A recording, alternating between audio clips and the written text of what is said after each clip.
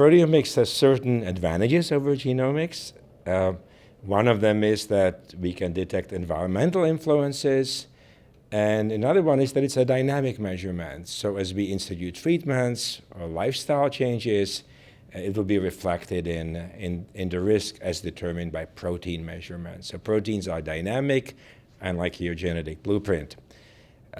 It does present a challenge if proteins are dynamic. One question is, how often do you need to repeat the test? And at this point, we have evidence that maybe two tests 5 years apart are more informative than the initial test alone.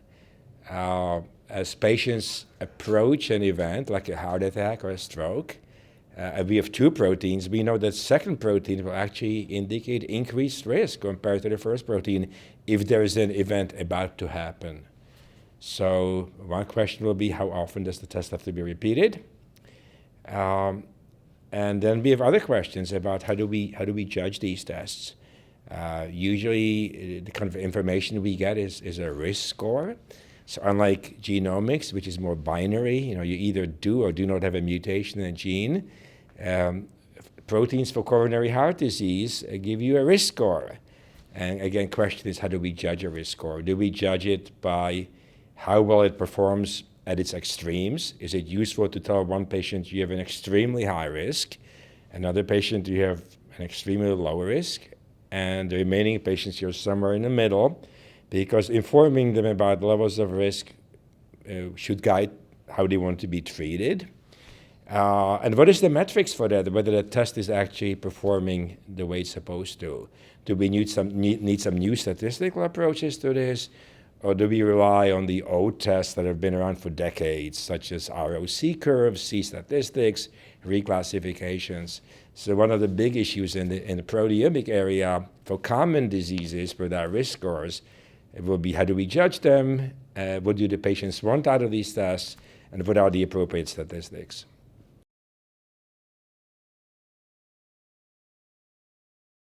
If we can provide them with useful information, and if it can influence treatment decisions, absolutely. And so I'll give you some examples of treatment decisions where patients would want to know, do I really need this treatment based on my risk? So we have two examples of two new treatments for coronary heart disease. One is a cholesterol-lowering medication, class called PCSK9 inhibitors. And the cost of these medications is over $10,000 a year. They are biologicals. And even if a patient is only responsible for a portion of the cost, they may certainly wish to know, do I really need to be on a very expensive treatment? Other treatments have a lot of side effects. There are some blood thinners or antiplatelet medications that have a major side effect of bleeding complications. And again, patients may wish to know, is my risk high enough that I need to be on a medication that may make me bleed?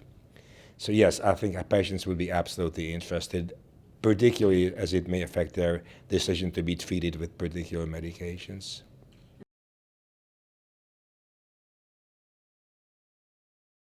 The pharmacy is one stakeholder when it comes to decisions about medications.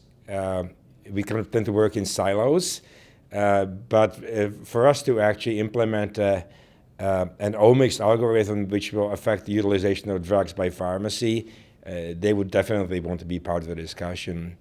The legal department would probably want to be part of the discussion. How do we inform a patient? And what if we neglect to say something to the patient, not necessarily about cardiovascular risk, which is what we are interested in as cardiologists, but what if our testing uncovers predisposition to other diseases that we didn't discuss with patients?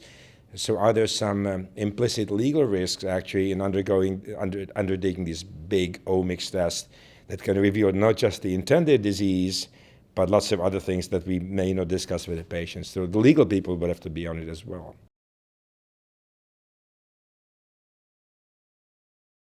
The difference between the two, the prognostic biomarkers tell you about the patient's likelihood of having a disease, and we've pretty much arrived with proteomics. We just published a paper that we can do this with proteins.